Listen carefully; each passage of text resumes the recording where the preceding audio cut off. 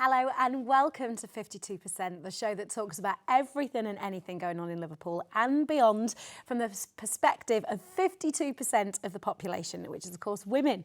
On today's programme, we're going to take some time to think about the issue of childlessness.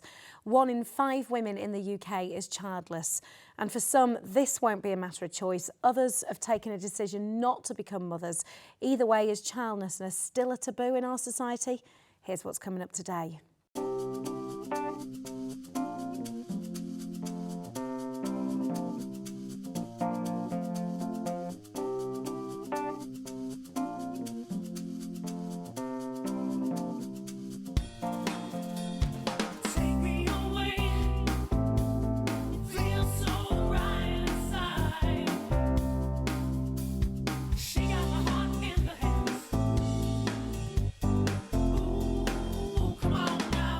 We're joined today by childlessness blogger Lizzie Lowrie, who shared her journey in order to support others who are going through a similar experience. Lizzie's here with us today.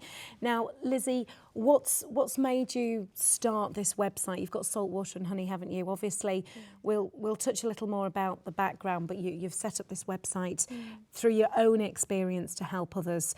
Before we get onto the subject of the taboo of childlessness, what made you come up with the idea of doing the website?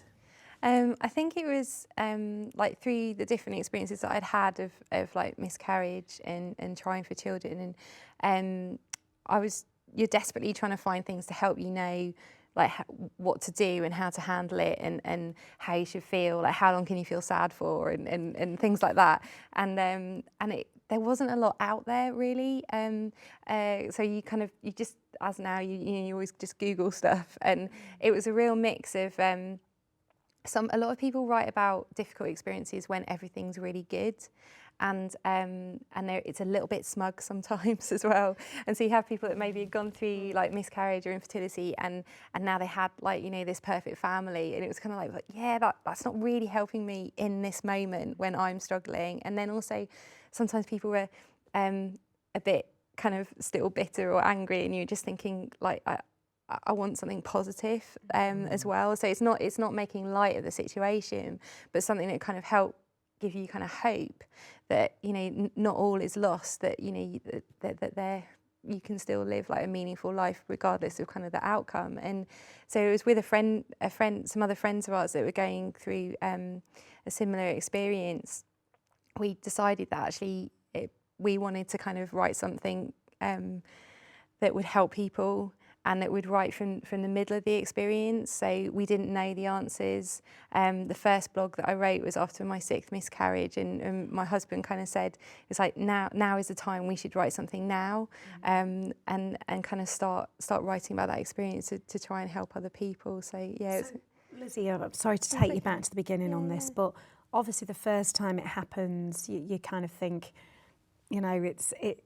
there's still hope, there's still this, this has happened. I mean, I had a miscarriage and then went on, as you say, to have 2 healthy children, thank goodness. But then you say the 6th time. How do you pick yourself up from that, Lizzie? How do you do it?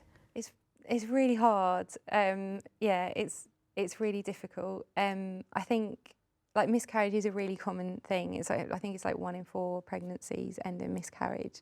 And at first, there was always a bit of hope. It's kind of like, well, it's quite common and hopefully it'll be all right. And then I think as they kind of repeated, I started, the hope was hard to hold on to. I think I had to learn to grieve. And it was something that actually I wasn't very good at first. I think I kind of was under the belief that to show that you were coping, you don't kind of talk about it, you just kind of move on, and that actually if I cried too much that would make me feel worse. And after the first few miscarriages I just went to work the next day and didn't really tell many people, and then it was actually through the help of like a counsellor and some friends that I found that wanted to kind of walk with me through the experience.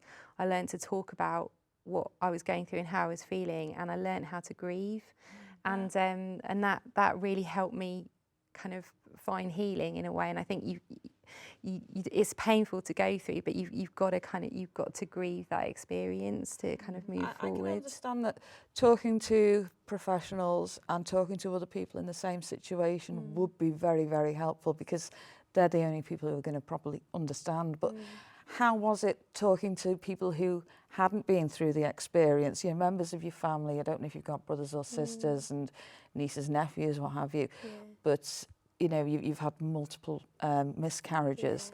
How do other people find it, talking about it to you?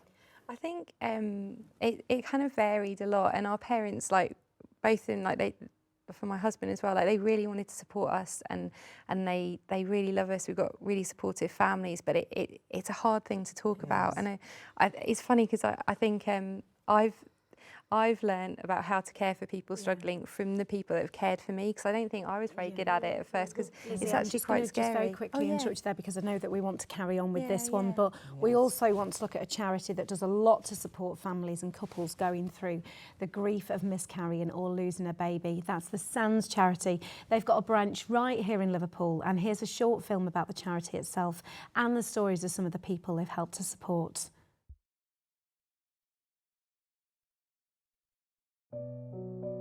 I'm David Haig. I'd like to talk about SANS, a charity that's very close to my heart. Every year, thousands of babies die before, during, or shortly after birth in the UK.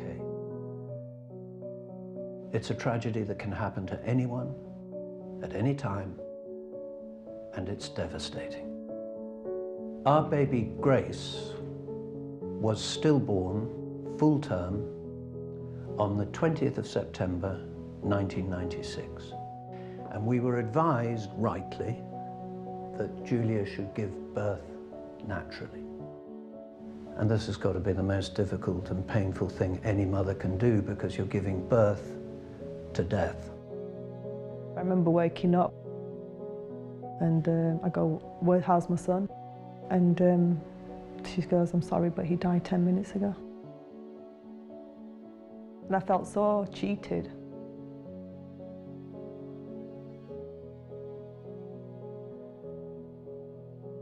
I've always wanted 2 kids, and within 6 months I had my dream come true. But both of them dead.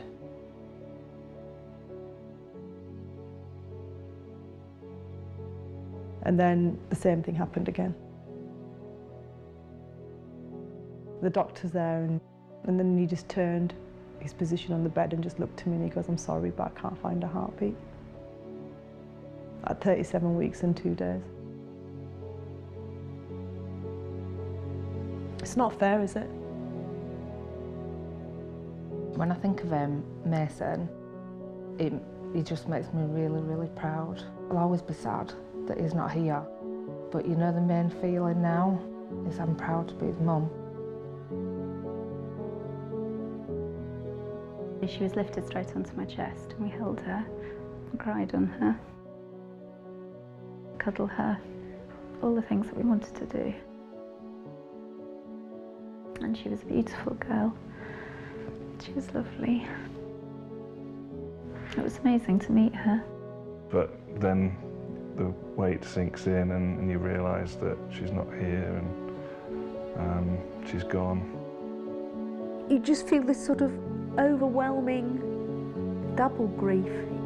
There's the pain of this dear little girl who's not breathing when you want her to, and she's cold, and you want her to be alive, and you'd do anything to make her alive and give her back to her mum, but you can't. SANS works across the UK supporting anyone affected by the death of a baby, providing emotional support and information from the moment the baby dies. Every year, they reach over 80,000 bereaved parents or their families and friends through a dedicated helpline, web-based information, online forums and group support sessions. One-to-one support is also available from hundreds of SANS befrienders across the country. SANS work tirelessly with health professionals to improve care given to bereaved families in hospital. Many parents are now looked after in specialist bereavement suites. Families can choose to hold or spend time with their babies and start to create precious memories. SANS believe that many more babies' deaths could potentially be avoided.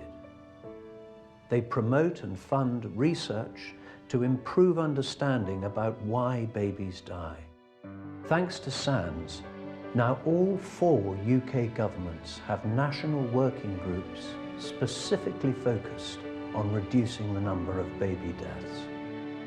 But there's so much more to do to build a future where fewer babies die. This is where you come in. You can help. Whatever you like doing, whether it's walking, running, cycling, climbing mountains, parachuting, baking, knitting, or even shaving your head, SANS would love to hear from you. They need people like you to continue their work and help more parents across the UK. SANS have made me a person I know I wouldn't be today. I wanted to give something back. And doing that, I felt a little bit closer to the kids up there, for now. SANS need people like you to continue their work and help more parents across the UK.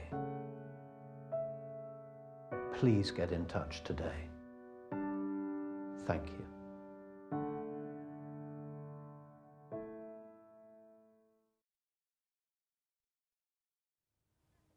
Welcome back, and today we're talking about the taboo of childlessness, and we're joined by blogger Lizzie Lowrie, who shared her journey in order to support others who are going through a similar experience. We touched just before, we saw that by SANS earlier on, which is of course amazing, the work they do, absolutely heartbreaking to watch that, and it must be so difficult for you to see. But just before that, Kathy had mentioned about the effect and the support it has on your family and friends, and of course your husband Dave, with the series of miscarriages and how it must be. Do you think that Dave somewhere feels like he has to be the strong one? Definitely, and I think that was a big part of kind of our journey in our relationship as well. So, like the first few miscarriages, like he was amazing. Like he took me to the hospital. He kind of brought me like painkillers and just kind of looked after me. And but I think he with miscarriage, the guy is kind of almost superfluous to the experience in a way, because it's all happening with the women and all the attention's on the women. And so I think the guy can be very much left out of the story when actually they're still grieving. And also for guys, they're not as great as talking about their feelings as women are. That it doesn't come as natural. And I think he really felt that pressure to be strong. And it got to a point after the third miscarriage when I was just like yelling at him and just swearing at him. I was so angry because I wanted him to show some emotion, and he wasn't. But he thought that he was helping me by not showing emotion. So he kind of got to this realization that actually he kind of confessed, he's like, that he had cried, but he'd done it. He didn't want to cry in front of me because he felt that he needed to be strong for me. And so I think it was after that third one that we then kind of, I think it was me kind of encouraging him to kind of to see it not as a weakness, that for a guy to cry is not a weakness. It actually shows real strength, I think, to be able to express what they're feeling, and it helped us kind of come closer together, because the experience of infertility with miscarriage can be something that can really destroy relationships because you've got to learn how to communicate through something very, very painful, and that's not easy to do. Must be very strong together. I mean, have the miscarriages happened at different stages? Have you sort of maybe somewhere along the line thought, oh, I'm past so many weeks, this time it's gonna work? Is this how it's happened, or is it at a certain point when you've actually miscarried? They've all been early miscarriages, so before 12 weeks, but they have been at varying stages. And as the last couple, I had early scans, and they found like heartbeats, and the the last miscarriage I had was the latest, which was around 10 weeks, and we had a second scan at 10 weeks, and they found that the baby had died, which was like, it was really difficult. It's a time of real anxiety, because you're kind of after a few, you're kind of expecting it to happen, and it's quite scary. But the hospital staff are always really great with us. So they've always been early miscarriages. They've done, after 3 miscarriages, you do get, they have medical investigations to kind of see if there is any reason, but only 50% of women ever find out why they've miscarried. And that's what I was going to ask. Is there a reason why it's happening? I'm in that 50% that don't know. So there's no medical reason why I miscarry that they found. It's a really big area that there's still a lot of research to be done in it. There's so much unknown, and often because maybe women have like 1 or 2 miscarriages, they've not had the early scans, so they don't necessarily know much about what's happened. No, I don't know. So I suppose there's a part of you that you almost, I think because of women we always doubt ourselves, don't we? And I think that's just naturally a woman thing that you do.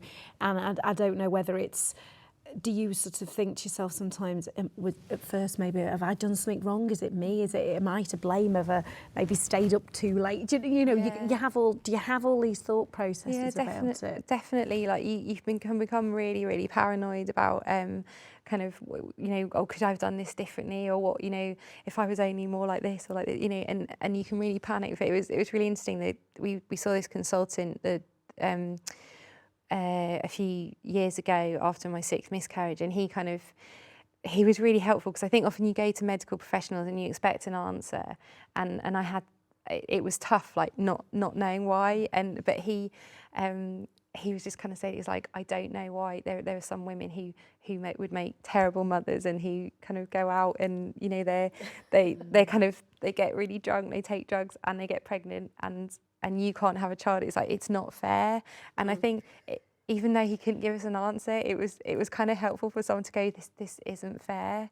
And I think you can do all the things that you follow all the instructions and be really healthy in that, and sometimes it unfortunately the baby doesn't survive. Really I mean, when you look at it from the other side, that there's people who get pregnant irresponsibly, and it just happens, and it's a whole different ball game to talk about the subject of abortion. But people go and do these things because they haven't looked after themselves properly, or sorted contraception, or whatever it may be, and it must be so frustrating for you to see that people who can have a child could even dream of getting rid of it, and it seems so unfair that can be the case. How do you stop yourself getting sort of quite, because you've never stopped smiling since you've walked in, and I don't know how you're not bitter, and it's just like nothing's going to ever get you down, is it? I mean, I would imagine it does, but the way you come across about it, with everything about you, do you have days where you go, oh, I can't take anymore? Yeah, I mean, if you'd have seen me a couple of years ago, I was a total wreck. And I've been through, just when you just can't stop crying the whole time. There's no point putting makeup on, because your eyes are just streaming, and kind of anger and frustration. And I think part of it was like you kind of got to go through that. To come out the other side, because the other option is to just be numb and put a lid on it, but actually then you're not letting yourself kind of feel what as a human you need to feel, because you're grieving. And I think I thought you could only grieve an experience where maybe you'd met someone or you'd held a baby, but I'd never met these children. But it's still a grief. But I think there is also a decision that you have to make, and it is like how the kind of impact you want it to have on your life. And it's funny, like I've been studying a lot about story. I'm really interested in story and kind of telling a good story with my life. And there's in a story that you've got heroes, victims and villains, and they've all got pain as a backstory. Like if you think of Harry Potter, Voldemort and Harry Potter, they've both started off with very similar backgrounds, but it's what you do with that pain that makes the difference. And so it's kind of making that choice of like, I want good to come from my experience and to find purpose in that. That website is amazing, and I really like the title, Saltwater and Honey. That's beautiful. Is that the saltwater for the tears? Yeah, so it's kind of part of that is that balance of like saltwater and honey, like the good and the bad, but it's also taken from this in this idea, like in the Jewish tradition of a Passover meal, they'd pass around bowls of salt water and honey and spices, and you taste it to remember like the difficult times and to remember the good times. And so it's kind of taken from that concept of like remembering the good and the bad. And I think at first I just wanted to write about all the really bad stuff, but it's also remembering that there can be like beauty found in those moments as well. And it takes a while to find it. But it has changed me, and I think it's changed me in a good way as well. I could have been really annoying if like everything had just gone to plan and just There's a particular story on there which it really did bring a tear to my eye because it was so beautifully written, and that was the fairy tale. And it was sort of, you know, you growing up thinking this was my fairy tale, and the way you'd written it was, I would imagine that if I was reading it, somebody in your situation, it would make me think, I'm not alone in this anymore. The way you'd written it, it was so engaging, and it would have made and you'd put something on there as well about, you can't write books about this, you know, oh, we'll write a book about miscarriage, that'll do, this'll do. You're actually writing about something people can relate to. Yeah. Completely. The thought of, you know, when we have relationship breakups and we listen to the sad songs on the radio, we feel like we're not alone because somebody else has felt this. So you're providing that as well as all the practical help and everything. How do you think childless women are viewed by a society that defines women by their ability to create life? I think to be honest, it's really hard. There's been a lot of times when I just like, right, I'm never looking at Facebook again. I can't handle it, because like you get all those people saying, you know, if you're a mother, then you'll know what it feels to love, and all of this. You're like, oh gosh, all out about how you deal with people's news and everything in a minute, because you must have scan pitched and all kinds. We will have to pause on it just for a moment, but after the break, we're going to carry on with this discussion because we really want to hear about it, and we will see you after this break.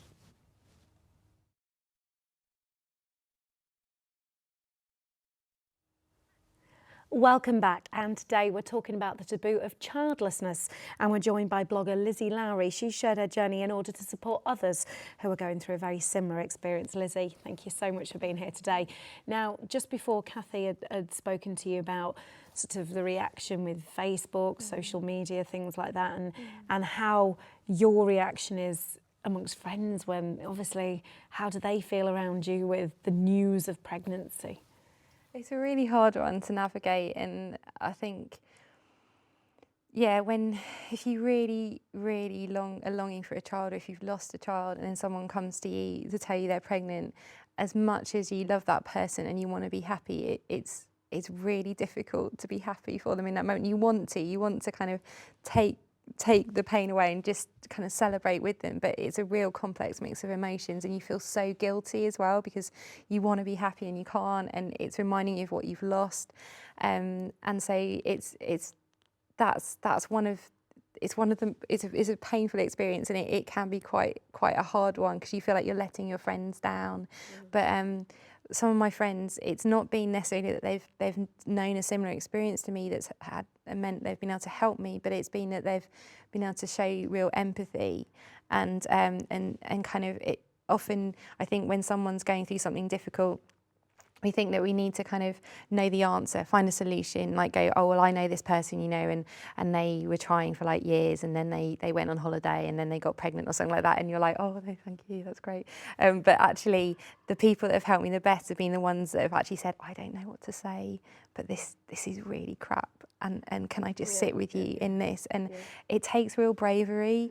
And there's an honesty in that. There is. There's an honesty. Yeah, because I think I know when people have come to me, sometimes when they're struggling, I'm like, oh gosh, what am I going to say? I don't know what to say. And I'm thinking more about myself than them in that moment, because I'm worried I'm going to say something stupid. But actually, being on the receiving end of it, the best thing is to just be honest and just be like, I don't know what to do, but this is awful, and you know, and to have someone cry for you, like with you, like that's one of the most humbling but kind of really comforting kind of things. Most people don't know what to say, and we mentioned about the taboo of it earlier, didn't we? And it's like, even just the word, it's not a nice word, childlessness, is it? But even not just yourself, but sort of, Maisie, you've made the decision not to have children, haven't you? Yeah, and my life's also, it's panned out like that. Yeah, but do you find people have judged you on that?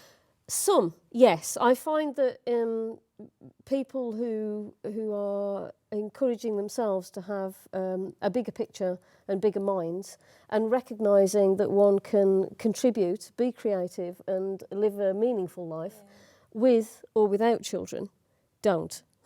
Right? But then I also find that some people who have just absorbed society's norms and don't question them in any way, or don't seem to have particular empathy with anybody else who is outside of society's norms, then I have found that some people have done that. And it's interesting because we were starting to touch on this. I actually looked it up, the childlessness, and I found it really hard to find any positive terminology to describe this state of being. A woman who hasn't had children for whatever reason. Just the fact that she hasn't had children.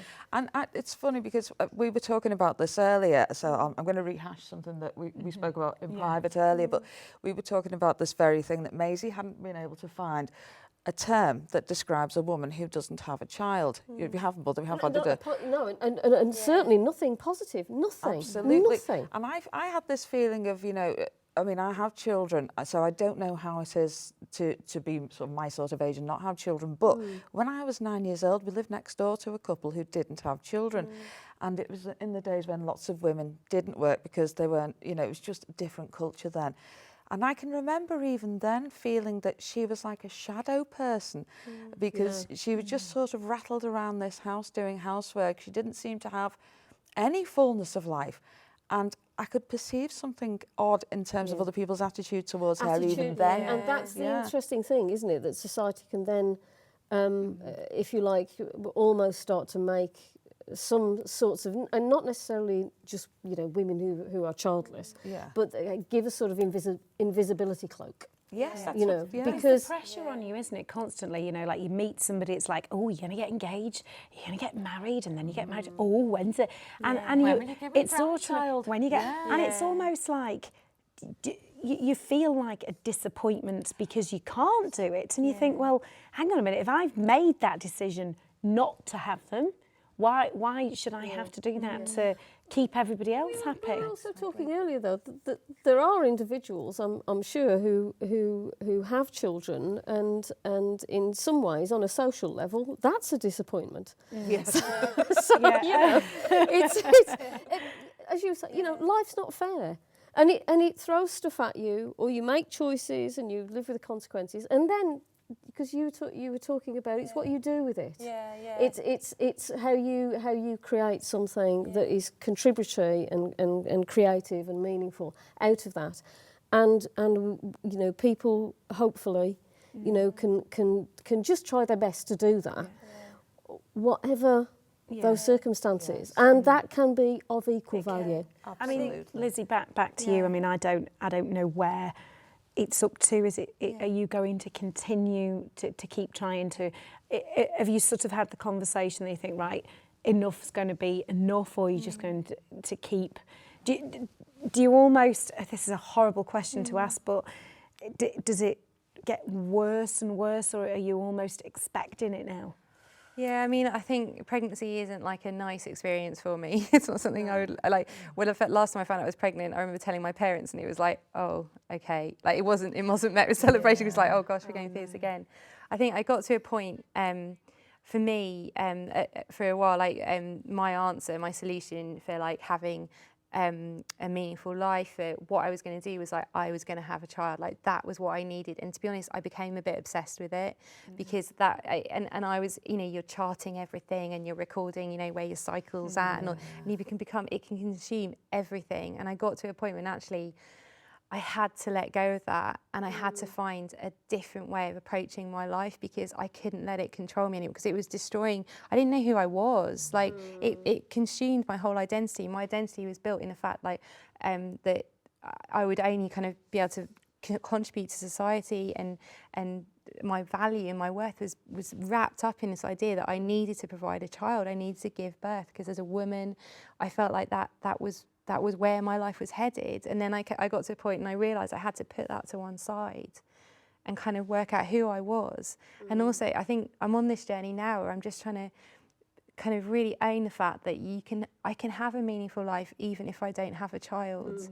And I would still love to have a family, but it's not here, it's here now.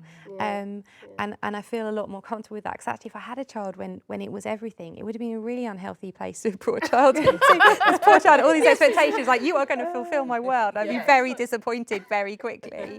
But it's like that I think when life doesn't work out as it plans, you've got to rethink. Absolutely. And it takes grieving, and it takes time, but I just want to encourage people to see, like, you don't, I think as a woman, you don't have to have a family to live a meaningful life and to contribute to society, and it doesn't define your role as a woman as well.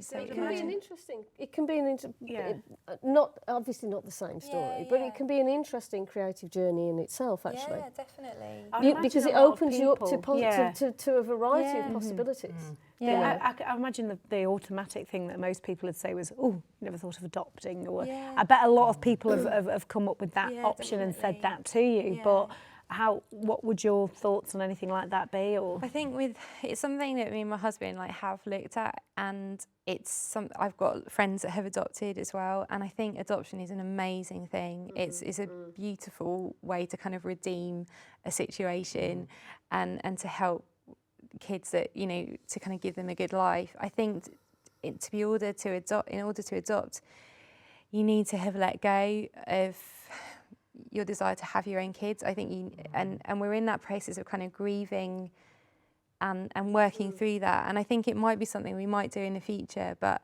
we went to this open evening about it, and the lady was like, "You're not ready." It's like, no, we're not ready. And because I think people will suggest it as a solution. You don't have a kid.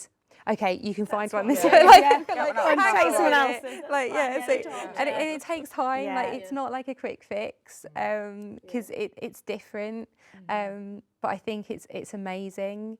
But we're kind of on that journey of just kind of working through, just letting go, and, you know, maybe in the future that might be something that we do. Do you know what probably the relationship you and Dave have got, if we were dragging any positive whatsoever from it, the relationship and the road that it's taken you two down, must just be incredible. It's been amazing. I mean, it's been really tough at times, and we saw a counsellor, and it really helped. And I recommend counselling to anyone. Like, definitely see a counsellor, see a professional. And she helped us work out how to communicate with each other, because I think that's just something that when you're in a relationship, you communicate in different ways, and it's kind of learning like how to talk about something difficult, and it's like learning a new vocabulary, talking about struggle and grief, because I didn't know how to talk about it. I felt like a failure just saying, I'm finding this hard. I should be able to cope. I should be strong enough. I should be strong enough to deal with this. Yes. And to admit that you're not coping is hard. There's a real strength in actually showing that vulnerability. Because people don't want to, generally, and we are taught to, stiff up a lip. But actually, there's a real strength in saying, actually, I'm finding this really difficult, and that showing that struggle rather than hiding it. And I think that when we do show struggle, it encourages others to relax and show theirs instead of, back to the social media thing, which everybody's having a marvellous life. Oh, I know. Except me. You don't realise. I think it's good sometimes to get out. Actually, it's been a bit rubbish because of, and then people will actually have been, and that's where the honesty starts to snowball, then, doesn't it? And do you know what? I think we're going to ask you to stick around for us a little bit longer, Lizzie. Thank you so much for being with us today, because we are going to be coming back to talk about what's been trending this week.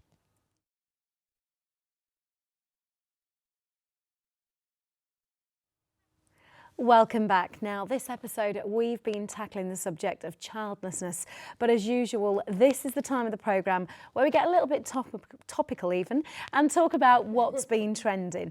Now, it's been a horrific January for a loss of so many legends, David Bowie, Alan Rickman, and then obviously we woke up to the news on Sunday morning about Sir Terry Wogan, which obviously with a career in radio myself, to me, a massive legend that you grow up listening to, and I think somebody who definitely could go from television to radio. And I think the one thing that there was something he said, and I know nobody saw it on Facebook, about you always know when you're on the radio, it's not listeners, it's one person you're talking to, and that is the hardest thing on the radio that you can possibly have, to not think that you're talking down to people, to not be patronising, to you know not come across as he just made you feel like you were sat in a room with him. Absolutely. And and even like growing up, because I've got a family full of Eurovision fanatics, hearing Terry Wogan get more and more slurred as the evening went on. That was just part of the Eurovision, and it's just one of those things. He was just so private and everything about him, and we were talking about it obviously in work this week, because I think the whole of the industry's been really, really shocked by it.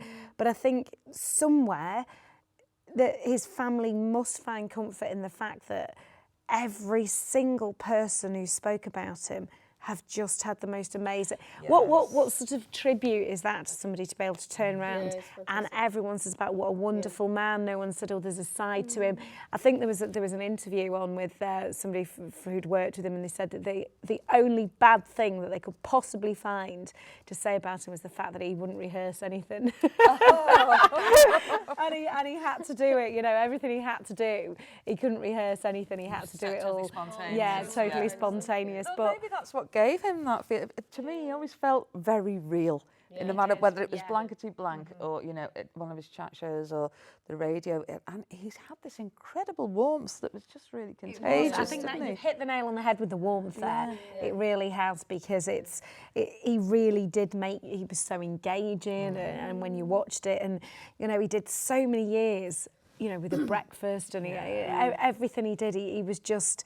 But he was just somebody you could. It was almost like when you were growing up, he was your dad, or he was your uncle, and it was Uncle too. It was just one of those, wasn't it? And I think he is officially what you'd call a national treasure, isn't he? And there's not many people you could probably say that about. I was sort of having to think about it, about national treasure. I mean, probably Philip Schofield was the nearest to the person I could think of, that sort of came to that. The one that comes to mind whenever anybody says the word national treasure is Barbara Windsor. I immediately think of her for some reason.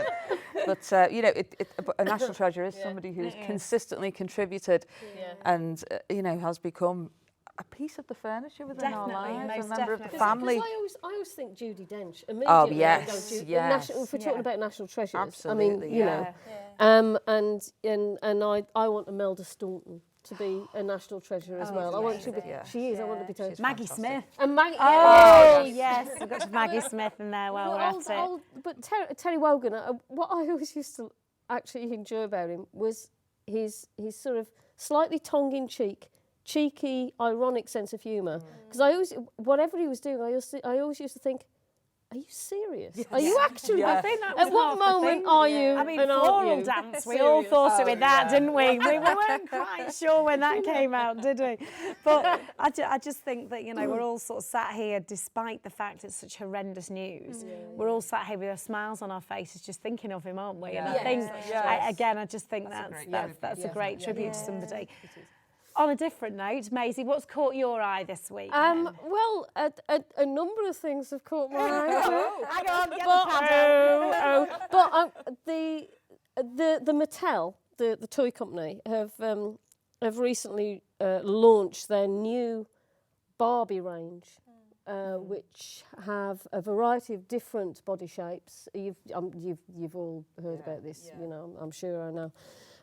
And I've got a variety of different skin tones. And of course, on the one hand, you can say, oh, that's absolutely fantastic. And it is fantastic, actually, that instead of just having this one sort of bizarrely stick-thin thing, you've got a whole variety of different shapes and sizes and colours and all the rest of it, which are a much broader representation of what you know, female ness beauty is supposed to be for young girls and women to pick up. On the other hand, I suppose I can't also help but think, as far as Mattel's concerned, they've got to think there's going to be a profit in that now. Sales I mean, have you know, dwindled, haven't they? And it's you know, would they have changed that model if their sales hadn't dropped? Absolutely And not. I don't know the answer to that question. Maybe they've done it in all the right spirit and all with the right heart, and maybe they weren't thinking of the books. I know, but I mean, maybe. it's funny really, because when they came out, obviously I've got a 10-year-old daughter and Barbies everywhere, and that's just because I like them as well. But it was funny because when I showed her the pictures, and she looked at some of them because they're sort of a size 14 or whatever, you know, the shapes and sizes they are. And Melody turned around to me and she went, Mum, she said, that's a really good idea. She said, but it doesn't look like Barbie because Barbie's like this. Yeah. And I thought at 10, you know, she's got this thing in her head that, you know, this is how. And she said, it's good, but it doesn't look right. and you think it's so iconic, isn't it? It is a piece of iconography. That's already imprinted into your mind, even unconsciously. Yeah. You know, I mean, obviously she's expressed it consciously now, but that it's gone in there. But years and ago, I find that, you see, I find some of that a little bit frightening. It is. We were talking just earlier on, weren't we, that years ago, of course, you had Barbie and Cindy, but Cindy was almost the poor relation because she wasn't as glamorous. And she was like working class. We would have been at each other's throats. She was a Barbie girl and I was Cindy through and through. So,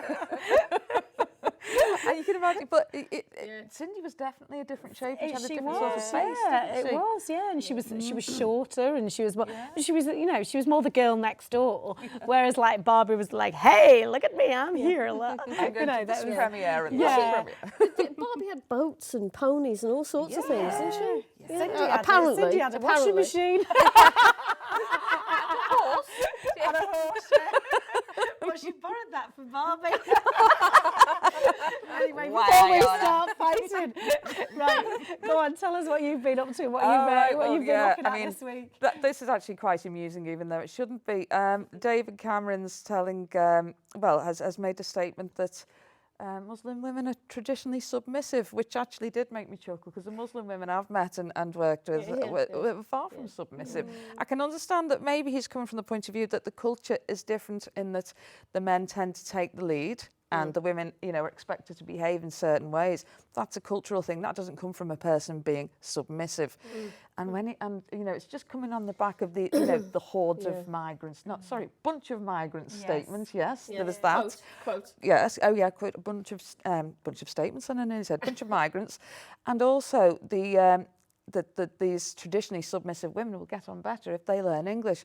Well, I'm all for people learning a language, whatever the situation, and if it's a language of the country you're living in, then great, that's got to be an advantage. But when the government announces it and puts it on the website, it'd be really good if they could spell the word language. Yeah, you know, that was hilarious. Yeah, so it kind of did make me laugh. And my main worry here is that the sort of terms that Cameron and others have used are very sort of derogatory. You know, the pejorative has been used, and I'm thinking this is creating more and more hate. And we had at the weekend and that's the difficult thing, isn't it? That's the difficult thing, isn't it? That it is potentially creating less understanding rather than more. And instead of sort of saying, look, when people come to the country or they're living in the country and English is not necessarily the first language, it's a really good idea to learn the language of whatever country. You know, if I moved to Spain, if I didn't hadn't learned Spanish, then that, you know, that wouldn't be very, that wouldn't be very, I wouldn't help me, No. you know? So, you know, instead of approaching it from that point of view and sort of saying, you know, everyone who maybe needs to brush up on the language of general communication within the country is a good idea, and it's going to help understanding, and it's going to promote this, and it's going to promote that. You know, he's very much come at it with targeting very specific group, and that again, I don't see how that can be helpful. I don't think it is at all. And the Muslim community, it's really interesting. The women, they've done a lot of what the scientists did recently. They've put themselves on going, you know, like hashtag, you know, submissive Muslim woman, and saying, you know, PhD in this, you know, I do this, I do that, I do the other, I do this, you know, submissive Muslim. Police sergeant. Yes, exactly, exactly. It's a label again. I mean, what's your thoughts on this, Lizzie? It's like just another label again, isn't it, of what you are and what you're supposed to be in society. No, I think it's unfortunate because it doesn't show like his kind of understanding of the culture, which is a shame. And because also a lot of people are kind of vilifying like immigrants that are coming in, and I don't think he's really helped with that image. I learned Spanish, and I lived in Barcelona for a while, and I taught Spanish to Moroccan immigrants, like for free, to kind of help them engage, and they were really keen to learn and engage with the culture and to feel part of it. So I think language learning is a huge, well, it's a way you communicate and help you feel part of the country, but. Yeah, I don't think he maybe approached it in the best way. It's interesting that they said there's going to be a few tens of millions of pounds put in to help this language learning, but £160 million has been taken out of that area. You know, and I tell you what, Maisie, so, this is a whole new topic. Thank you so much today to our guest, Lizzie Lowrie, of course, from Saltwater and Honey, blogger there. Thank you for sharing everything with us today. Of course, to Maisie and to Kathy. We'll be back with you next time on 52%.